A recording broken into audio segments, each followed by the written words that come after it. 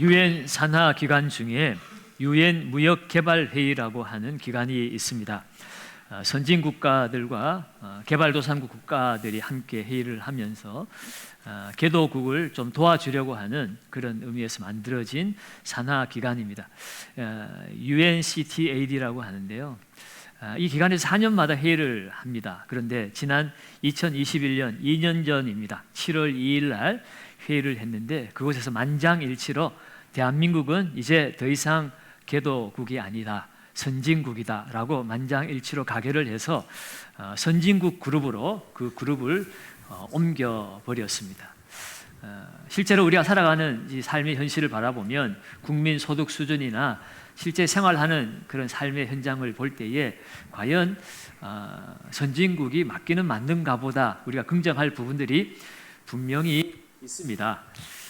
그런데 우리가 선진국을 구별할 때 단순히 소득 수준이 높고 돈을 많이 가지고 있다고 해서 선진국으로 분류하기에는 좀 아쉬운 부분이 있습니다. 진정한 선진국이라면 정치도 선진화되어야 되고 사회도 문화도 교육도 다 선진국에 준하는 그런 수준이 되어야 되죠.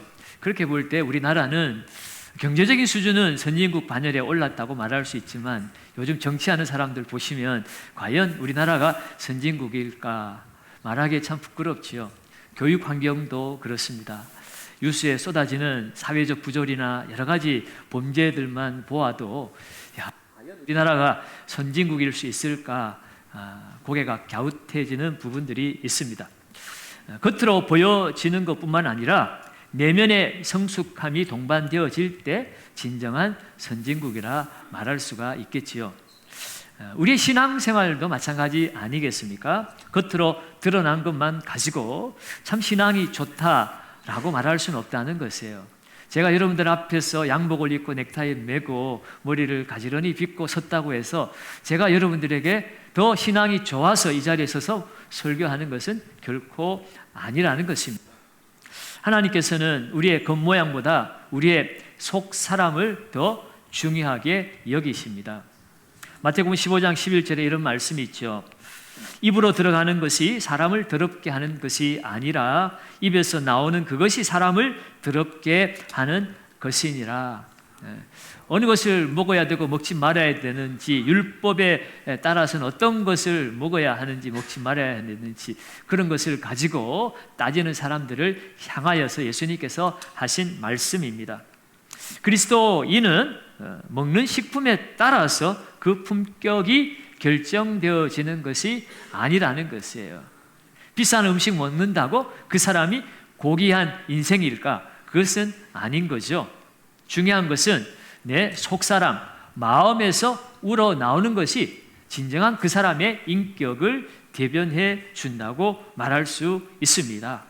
그러므로 우리는 겉모양을 가지고 판단하고 또 내 겉모양을 잘 꾸며서 사람들 앞에 높아지려고 하는 그런 세속적인 가치관에서 벗어나야만 우리는 진정한 행복을 누릴 수가 있습니다.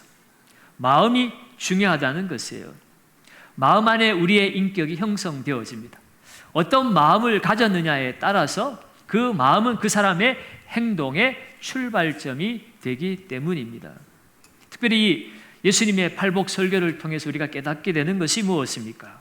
그것은 하나님 나라에서의 복이라고 하는 것은 우리가 겉모양 또는 이렇게 하고 저렇게 하는 우리의 어떤 행위에 따라서 우리의 복이 결정되어지는 것이 아니라고 하는 것입니다. 복은 이미 하나님 앞에 구원받은 그 자체가 복이라는 것이에요.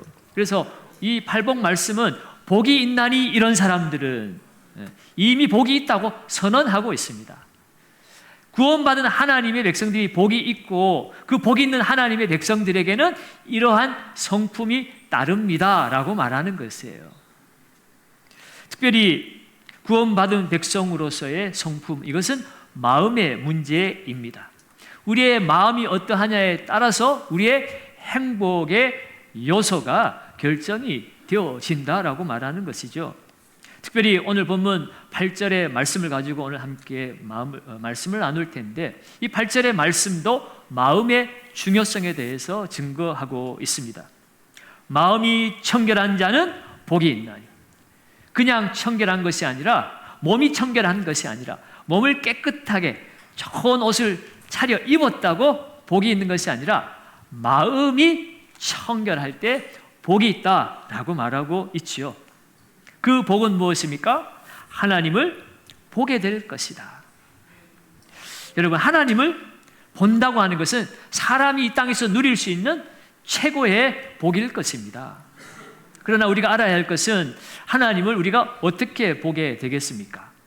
어떤 신비적인 음성을 듣는다거나 환상을 본다거나 그렇게 해서 실제로 하나님을 본다, 그런 의미를 말하는 것은 아니에요. 육안으로 보는 것을 말하는 것이 아닙니다. 디모데전서 6장 16절에 보면 이런 말씀이 있어요. 오직 그에게만 죽지 아니함이 있고 가까이 가지 못할 빛에 거하시고 어떤 사람도 뭐하였다고요? 보지 못하였고 또 볼 수 없는 이시니 그에게 존귀와 영원한 권능을 돌릴지어다. 하나님은 볼 수도 없고 보지 못한다는 것이에요. 하나님을 사람이 본다는 것은 그 사람은 죽는 것을 의미합니다. 출애굽기 33장 20절에 보면 모세가 하나님의 영광을 보여달라고 하나님께 요구했을 때 하나님이 말씀하세요. 이르시되 내가 내 얼굴을 보지 못하리니 나를 보고 살 자가 없으니라. 하나님을 직접 대면하여 보면 그 거룩하심 앞에서 죄인된 우리는 죽는다는 것입니다. 그래서 모세는 하나님의 등을 보았어요. 그것이 실제로 하나님의 등인지 아닌지조차도 우리는 알 수 없지만 하나님을 대면하여 볼 수 없는 것이 인생이라고 하는 것을 성경은 우리에게 알려주고 있습니다. 그래서 오늘 이 본문에서도 하나님을 볼 것이라고 했을 때 그 보다라는 말은 헬라어로 호라오라는 단어인데요. 이것은 단순히 그냥 눈으로 보다라는 것을 말하는 것이 아니라 경험을 통하여 보다, 실제적으로 보다, 그런 뜻을 가지고 있습니다. 그러니까 물리적인 눈으로 보이는 것을 말하는 것이 아니라 하나님의 그 임재, 하나님의 영광을 우리가 경험하는 것을 이 보다라는 단어가 담고 있다는 것이죠. 그러면 여러분, 오늘 마음이 청결한 자가 하나님을 보게 된다는 것은 하나님의 임재를, 하나님의 영광을 경험하게 된다는 뜻이에요. 여러분, 그렇다면 하나님의 그 영광을 경험하는, 하나님의 영광을 볼 수 있는 마음의 상태, 마음의 청결함은 어떤 상태를 말하는 것일까? 오늘 세 가지로 나눠서 말씀드리겠는데, 첫째는요, 예수님께 마음의 초점을 맞추고 사는 삶, 그것이 마음이 청결한 상태입니다. 우리가 인정해야 될 사실은 바로 그것입니다. 우리 스스로는 완벽한 마음을 가질 수가 없다는 것이에요. 청결한 마음의 거울은 양심입니다. 여러분, 양심이 무엇입니까? 사물의 가치를 분별할 줄 알고 무엇이 옳고 그른지, 무엇이 선하고 악한지를 판단할 수 있는 도덕적 의식을 양심이라고 그래요. 그런데 그 양심이라고 하는 것은 우리의 마음의 표준을 제시할 수는 있지만 우리의 마음을 깨끗하게 할 수는 없다는 것이에요. 그래서 우리가 늘 무슨 말을 합니까? 양심의 가책을 느낀다. 양심의 가책을 느낀다. 왜 그럴까요? 우리의 마음이 죄로 인하여 무너졌기 때문에 그렇습니다. 죄는 하나님과 우리 사이를 분리시켜 놓았어요. 그래서 우리가 하나님을 볼 수가 없는 것입니다. 우리 스스로는 하나님을 볼 수 있는 방법이 없어요.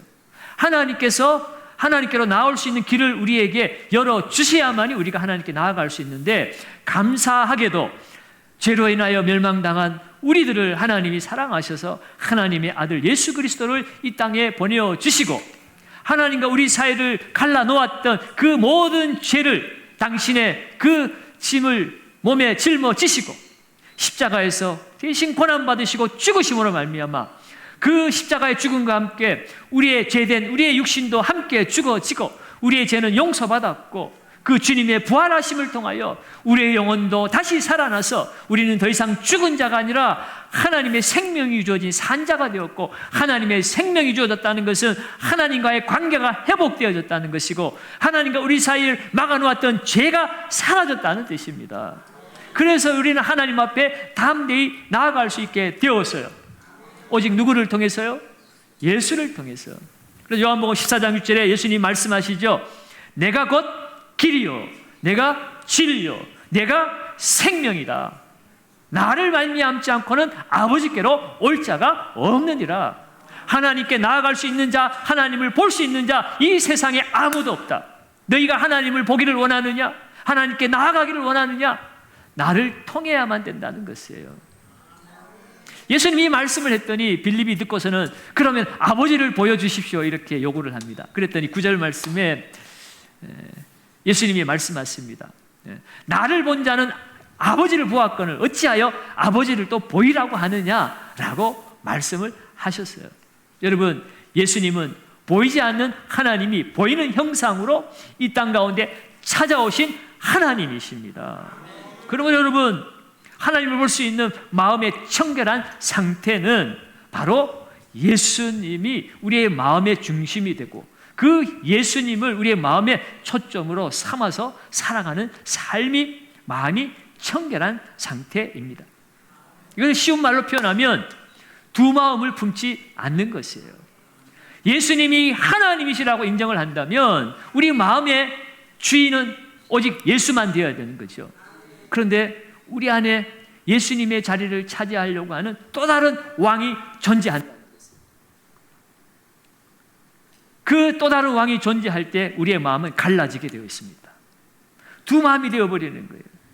여러분, 우리가 예수 믿으면서도, 예수를 나의 주님이요 나의 왕이라고 고백하면서도 우리는 얼마든지 한편에 다른 왕을 끌어들일 수가 있어요. 여러분, 이 가운데서도 설교를 듣는 중에도 어떤 분의 마음 안에는 집에 이상한 여러 가지 염려거리들 계속 생각하고 있는 분들도 있습니다. 예배 마치자마자 누구를 만나야 될 약속을 생각하고 있는 분들도 있을 것이고, 여러분, 우리의 마음은 전쟁터와 같습니다. 우리의 이 마음을 우리가 지키지 못하면 언제 우리의 마음이 두 마음으로 나누어질지 모르는 연약한 인생이 바로 저와 여러분들이라는 것입니다. 여러분, 가룟 유다 같은 사람은 예수님의 12제자 중에 한 명이었습니다. 3년 동안 예수님을 따라다녔습니다. 함께 밥을 먹고 함께 잠을 자고 그분 가까이에서 예수님의 말씀을 듣고 예수님이 행하시는 모든 것을 눈으로 보고 경험했습니다. 가룟 유다처럼 제자 훈련 잘 받은 사람이 어디 있습니까? 총애받는 회개를 맡은 사람이었어요. 똑똑한 사람이었습니다. 그런데 예수님을 가까이 모시고 다녔지만 정작 그는 예수님을 볼 수 있는 눈이 없었습니다. 그래서 그는 돈 때문에 은산심량에 예수님 팔아버리고 그것이 죄책감에 시달리다가 결국 자살을 하고 말았잖아요. 사랑하는 여러분, 예수님 당시에 바리새인과 서기관들은 어떤 사람들이었습니까? 성경의 박사들이었습니다. 성경 말씀 너무나 잘 아는 사람들이에요. 말씀을 지키는 율법에 있어서는 일반 서민들은 따라올 수 없을 만큼 열심히 말씀대로 살려고 발버둥 쳤던 사람들입니다. 그런데 예수님은 그들의 겉모습을 보지 않았어요. 그들을 보고 회칠한 무덤 같다고 그랬습니다. 겉모양은 누구보다도 뛰어난 종교인들이었어요. 뭐 하나 빠지는 것 없는 사람들이었습니다. 그러나 그 마음속은 자기 자랑으로, 자기 교만으로 가득 찼고 하나님보다는 자기를 높이기 위해서 그저 종교 생활을 한 거죠.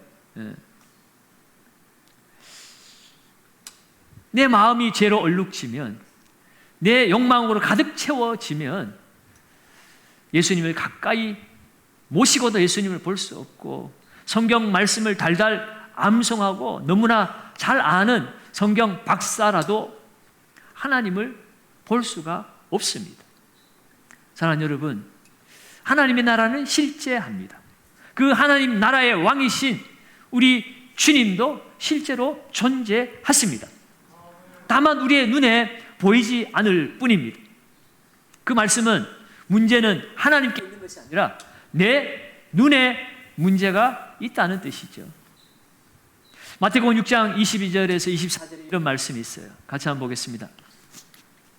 눈은 몸의 등불이니 그러므로 내 눈이 성하면 온몸이 밝을 것이요 눈이 나쁘면 온몸이 어두울 것이니 그러므로 내게 있는 빛이 어두우면 그 어둠이 얼마나 더하겠느냐.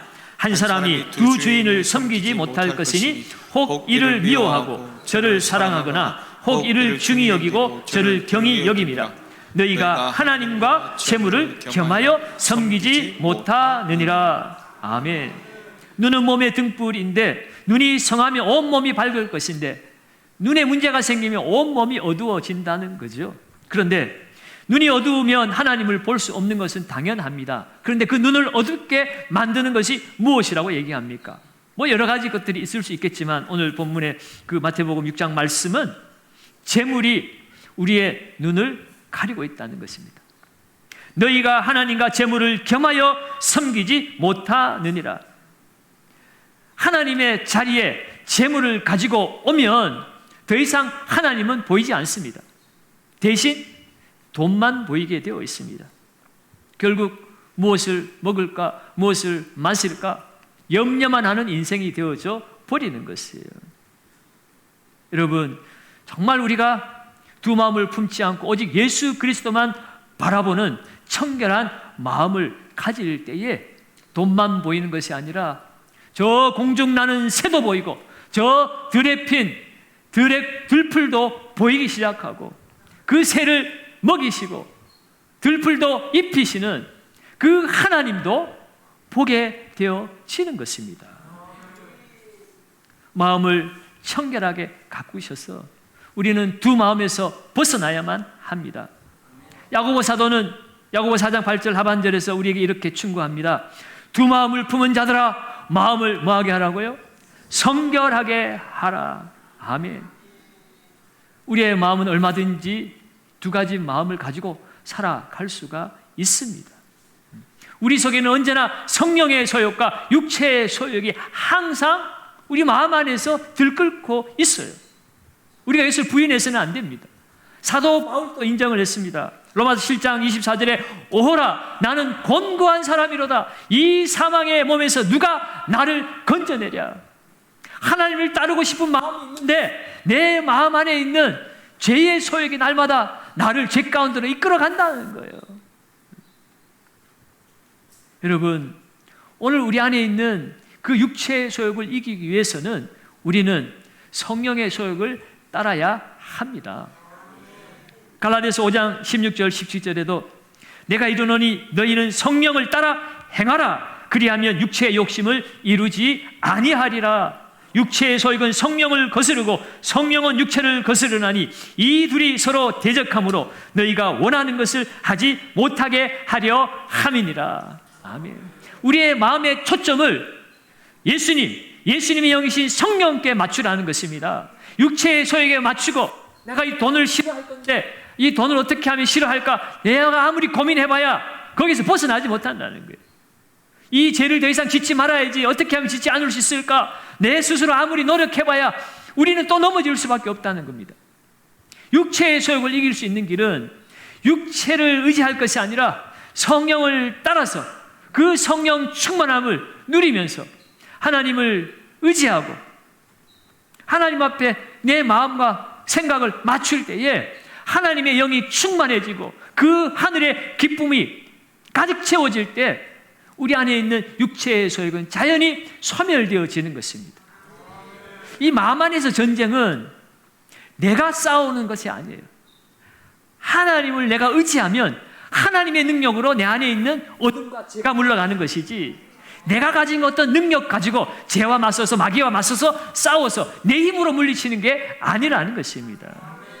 주를 신뢰하고 의지하는 그 믿음 안에 있을 때 내 안에 계신 성령이 역사하여 주셔서 우리의 영을 새롭게 하시고 하나님의 영광을 보게 되어집니다. 사도 바울이 이런 영적 싸움에서 승리하며 나아갈 때 사도 바울은 실제로 하나님의 영광을 경험했습니다. 아무나 다 이런 영광을 경험하는 건 아닌데요. 고린도서 12장에 가면 그가 조심스럽게 얘기합니다. 내가 셋째 하늘에 끌려 올라갔다 왔다고. 정말 하나님의 영광의 나라 천국을 그는 이 땅에 살아있는 동안에 잠시 하나님의 은혜로 갔다 왔어요. 여러분, 우리가 다 그런 경험을 다 할 수 있는 것은 아닙니다. 그러나 오늘 우리가 우리의 마음을 예수께 맞추고 예수님을 바라보며 살아갈 때 하나님의 영광을 경험하게 될 줄 믿습니다. 하나님의 영광을 볼 수 있는 마음의 청결한 상태, 두 번째는 회개하는 마음입니다. 우리는 예수 피로 깨끗게 되었습니다. 하나님의 형상으로 회복이 되었습니다. 그러나 우리는 아직도 죄 많은 이 세상에 발붙이고 살아가는 사람이라는 사실을 또한 잊지 말아야 합니다. 우리의 죄가 용서받았다고 해서 죄가 영원히 우리를 떠나간 것은 아니에요. 날마다 죄가 우리의 문 앞에서 우리에게 문안 인사하고 있어요. 또 죄 지으라고. 우리의 본능은 또다시 반응하고 죄를 지을 수밖에 없습니다. 우리는 그것을 인정해야 돼요. 목사가 되었으니까 죄를 안 짓을 것인가? 아니에요, 여러분. 오히려 목사라서 더 죄 짓기가 더 쉬운 것입니다. 더 위험한 것입니다. 왜요? 원수마귀가 더 많이 위협하기 때문에 그렇습니다. 그러려면 여러분, 오늘 우리는 죄를 안 짓는 것이 중요한 것이 아니에요. 내가 죄를 안 지어서 마음이 청결한 것이 아니라 예수님을 바라보는 것이 마음이 청결한 것이잖아요. 예수님을 바라보고 있을 때 내 마음에 죄가 들어오면 견딜 수가 없습니다. 그 주님 앞에 우리는 그 죄를 내려놓고 회개해야 하는 것이에요. 여러분, 그러기 위해서는 우리가 죄인이라는 사실을 인정해야 됩니다. 예수 믿어도 우리 안에는 온갖 부패한 것들, 더러운 것들이 가득 채워져 있다는 것을 인정해야만 하는 것이에요, 여러분. 제가 목사라서 깨끗한 건 아니잖아요. 내 안에 겉은 멀쩡해 보여도 그 속을 헤집고 펼쳐 놓으면 악신하고 냄새나는 부패한 죄악 덩어리라는 것을 우리는 목사뿐만 아니라 우리 모두가 다 인정을 해야 한다는 것이에요. 여러분, 제가 가슴이 아픈 이유는 제가 정말 예수님 닮은 모습으로 정말 열심히 깨끗하게 또 멋지게 정말 본이 될 만한 삶을 잘 살아서 여러분들에게 이렇게 설교를 하면 가장 좋은 일이고 저도 그렇게 되기를 바랍니다. 그런데 그게 되지 않는 상황에서 여러분들에게 설교한다는 이 자체가 때로 괴로움이기도 해요. 어떤 사람들은 니는 그렇게 못 살면서 설교만 하면 다냐 이렇게 말할 수도 있겠습니다만 가슴 아픈 이야기이지만 그러나 그것조차도 우리는 인정을 해야 합니다. 여러분, 이 앞에 서 있는 목사도 정말 깨끗하고 완벽해서 여러분들에게 설교할 자격이 주어진 사람이 아니라 이 앞에서 목사라도 주님의 은혜와 도움이 없이는 하나님 나라 이룰 수 없는 죄인임을 알고 고백하고 그래서 우리가 같이 함께 하나님의 긍휼하심을 받는 가난한 심령이 되어서 애통하는 삶을 살자라고 우리가 함께 말씀을 나누는 거지요. 여러분, 우리 안에 차이가 있다면 정말 그 사람이 거룩하고 깨끗해서가 아닙니다. 그냥 그 사람은 고상하게 자기를 잘 숨기고 감출 뿐입니다. 여러분, 우리의 속을 뒤집어 놓으면 50보 100보예요, 여러분. 그러므로 여러분, 오늘 우리는 하나님 앞에 회개하는 삶을 살아야 돼요. 여러분, 성경에 다윗이 나오지요. 우리가 새벽에 다윗 사무엘하 말씀을 계속 묵상하고 있습니다만 다윗은 하나님의 마음에 맞는 사람이라고까지 그렇게 하나님께 인정받은 사람입니다. 다윗이 왜 그렇게 하나님 앞에 인정받은 사람이었을까? 그가 죄가 없는 사람이었는가? 아닙니다. 그는 무지한 사람이 아니라 그는 회개하는 사람이었기 때문에 하나님의 마음에 맞는 사람이 되었어요. 시편 51편에 보면 다윗이 밧세바를 범하고 난 이후에 선지자 나단이 와서 네가 그 죄인이라고 지적했을 때 회개하며 지은 시가 시편 51편입니다. 그는 그곳에서 내가 밧세바를 범했기 때문에 죄인이라고 말하지 않아요. 그는 오히려 나는 태어날 때부터 죄인입니다. 어머니의 뱃속에서부터 나는 죄인입니다라고 고백하고 있는 것을 보게 됩니다. 시편 51편 5절입니다. 같이 한번 읽습니다. 내가 죄악 중에서 출생하였으며 어머니가 죄 중에서 나를 잉태하였나이다. 아멘. 여러분, 다윗이 다른 것은 다 완벽하고 완전한데 이 밧세바를 범한 이 사건, 이 하나 때문에, 이 오점 때문에 그가 죄인이 되었다라고 말하지 않는 것입니다. 그는 태어날 때부터 어머니의 태중에서부터 나는 죄인이고 나는 죄 가운데 살아가는 인생입니다. 죄인이기에 또 이런 죄를 범했습니다 라고 솔직하게 하나님 앞에 내려놓고 고백하는 것입니다. 시편 50의 7절에는 그래서 우슬초로 나를 정결하게 하소서, 내가 정하리이다. 나의 죄를 씻어주소서, 내가 눈보다 희리이다. 내가 노력해서 의인이 되는 것이 아니라 오직 주님이 나를 씻어줘야만 된다는 거예요. 우리는 죄를 짓지 않아서 의인이 아니라 죄 가운데 태어나서 죄를 지을 수밖에 없는 죄인으로 살아갑니다. 그러나 주님이 우리를 긍휼히 여기시고 우리를 씻어주시기 때문에, 주님이 말씀하시기 때문에 우리가 죄가 씻겨지는 것이지요. 그러면 우리는 끊임없이 다윗처럼 우리가 죄인임을 인정하고 그것이 사소한 죄든지 무거운 죄든지 죄를 지을 때마다 주님 앞에 나아가서 회개하는 삶을 살아야 하는 것입니다. 여러분, 청결의 의미는요, 악한 행동을 하지 않았다가 아닙니다. 착한 한 행실을 하는 사람이 청결하다고 말하는 것이 아니에요. 오늘 성경이 말하는 마음이 청결한 자는 그 마음이 하나님으로 가득 채워진 사람입니다. 주님께 초점을 맞추고 주님 때문에 회개할 수밖에 없고 주님의 은혜를 구할 수밖에 없는 그 마음의 상태, 그것을 청결하다고 말해요. 그것은 클린이 아니라 퓨어라고 그래요. 영어로 하면. 아무런 죄가 없고 문제가 없어서 깨끗하게 정돈되어진 마음이 아니라 또 죄를 지을 수도 있지만 그러나 하나님을 향한 그 순수한 마음의 상태이기 때문에 하나님 앞에 그 죄를 회개하는 그 상태, 여러분, 그것이 진정한 청결함이라고 말하는 것이에요. 여러분, 이 청결한 마음의 상태를 유지하기 위해서 우리는 하나님 앞에 회개하며 나아가야 합니다. 요한일서 1장 9절에 뭐라고 기록되어 있습니까? 만일 우리가 우리의 죄를 자백하면 그는 미쁘시고 의로우사 우리의 죄를 사하시며 우리를 모든 불의에서 깨끗하게 하실 것이요.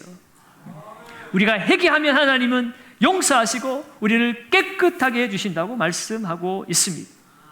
마음이 청결한 사람, 도덕적, 윤리적으로 흠이 없는 사람이 아닙니다. 자신의 죄와 허물을 인정하고 오직 주님으로만 채우겠습니다라고 회개하며 나아갈 때 주님이 용서하시고 주님이 깨끗해 주시는 사람, 그 사람이 마음이 청결한 사람인 줄로 믿습니다. 세 번째로, 마음이 청결한 사람은 말씀을 가까이 하고 기도하는 마음입니다. 디모데전서 4장 5절에 이렇게 기록되어 있습니다. 같이 한번 읽습니다. 하나님의 말씀과 기도로 거룩하여 짐이라. 아멘. 아멘. 하나님의 백성들의 마음은 양심이 지배하는 것이 아니라 하나님의 말씀이 지배하는 상태입니다.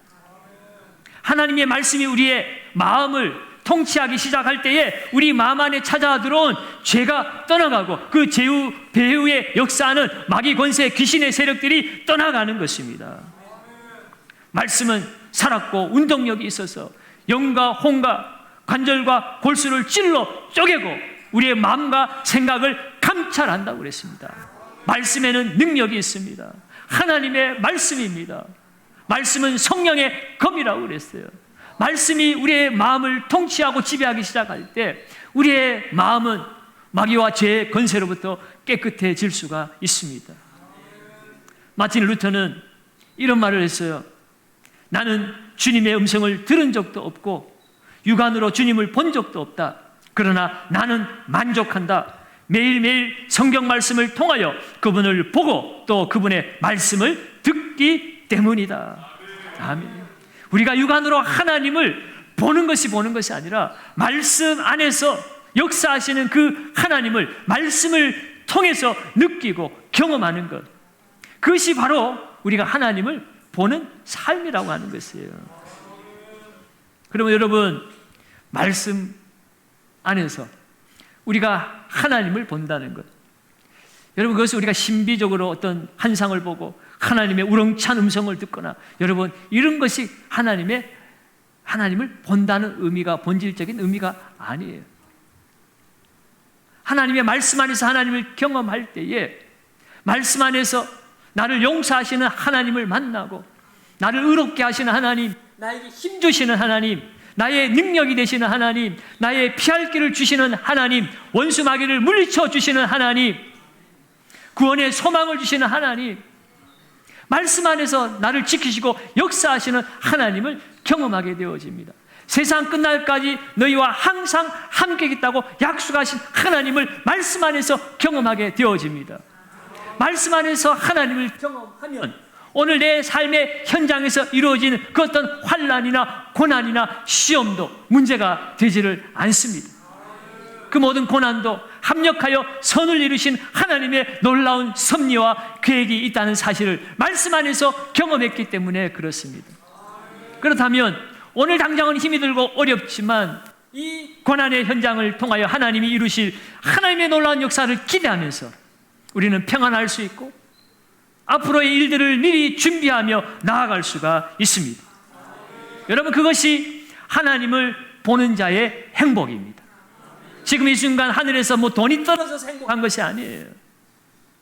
내가 하나님을 경험했다는 것, 나를 향한 하나님의 뜻을 안다는 것, 그 하나님의 손길이 나를 통하여 어떻게 이루어질지, 내 가정을 향한 하나님의 놀라운 계획이 어떻게 이루어질지, 그것을 미리 알고 경험하고 그분을 기대하고 그분을 의지하는 삶, 그것이 하나님을 보는 자의 삶이고 하나님을 보는 자의 행복인 줄로 믿습니다. 그렇다면 오늘 저와 여러분들은 하나님을 보고 있습니까? 하나님을 본 자처럼 살아가고 있습니까? 여러분, 하나님이 보이지 않는다면 하나님이 계시지 않는 것이 아니라 내가 보지 못하는 것일 뿐입니다. 여러분, 지구가 둥굽니까? 평평합니까? 둥글잖아요. 그죠? 그러나 16세기 중세시대 때만 해도 지구는 평평하다고 그랬어요. 코페르니쿠스, 갈릴레오 같은 사람들이 지동설을 주장하다가 이단 취급받고 고난받기도 했습니다. 그러나 갈릴레오가 죽은 이후에 1700년대에 와서 사람들은 드디어 알게 되었습니다. 아, 지구는 둥글구나. 태양이 지구를 도는 것이 아니라 지구가 태양을 돌고 있구나. 여러분, 불과 400년 전에는 우리의 눈이 띄지 못하여서 지구는 평평하다고 생각을 했습니다. 여러분, 왜 400년 만에 이것이 바뀌었습니까? 400년 전에는 지구가 평평했는데 오늘날 와가지고 지구가 갑자기 둥그러졌습니까? 아니죠. 우리의 지성의 눈이 열린 것뿐입니다. 지구는 처음부터 하나님이 창조하실 때부터 둥근 것이었어요. 우리의 눈이 닫혀 있었기 때문에 그것을 보지 못했을 뿐인 거죠. 하나님을 향해서도 마찬가지입니다. 하나님의 나라 천국도 마찬가지예요. 내 눈에 보이지 않는다고 해서 천국이 없는 것이 아닙니다. 여러분, 장례식 때 제가 늘 그런 예화를 많이 사용합니다만, 아기가 엄마 자궁 안에 있을 때 세상은 그 자궁이 전부인 줄 알았어요. 이 찬란한 세상이 있는 줄 꿈에도 몰랐습니다. 그러나 보이는 것은 다가 아니죠. 나와 보니 이런 찬란한 세상이 있습니다. 애벌레가 누에 고치 속에 있을 때는 그 누에 고치 안이 전부인 줄 알았어요. 그런데 누에 고치를 털고 나와 보니 찬란한 세상이 기다리고 있고, 나도 그냥 번데기가 아니라 나는 하늘을 날아다니는 나비였구나. 자기 스스로도 자기를 몰랐어요. 여러분, 우리가 이 땅 가운데 죽음으로 끝나는 인생이 아닙니다. 하나님의 나라가 실제합니다. 우리가 보지 못할 뿐이지요. 성경은 하나님에 대해서, 하나님의 나라에 대해서 증명하는 책이 아닙니다. 이미 하나님은 존재하심을 전제하고 있습니다. 하나님의 나라를 실험을 통해서 우리에게 증명해서 보여주려고 하지 않습니다. 하나님의 나라를 본 사람, 경험한 사람들이 그 이야기를 간증하는 것이죠. 여러분, 하나님의 나라는 이미 우리 가운데 와 있습니다. 여러분, 팔복의 말씀을 보면 심령이 가난한 자는 복이 있나니 천국이 그들의 것이며, 마지막 팔복은 뭡니까? 의를 위하여 박해를 받는다는 복이 있나니 천국이 그들의 것이며. 여러분, 그 시제를 보면 현재입니다. 나머지 6가지 복은 미래형이에요. 땅을 기업으로 받을 것이요, 성령의 위로를 받을 것이요, 다 미래형입니다. 긍휼을 받을 것이요, 하나님을 볼 것이요, 다 미래형이에요. 그러나 하나님의 나라는, 천국은 현재형입니다. 이미 우리 가운데 와 있다는 것이에요. 다만 내가 보지 못하고 있을 뿐인 거죠.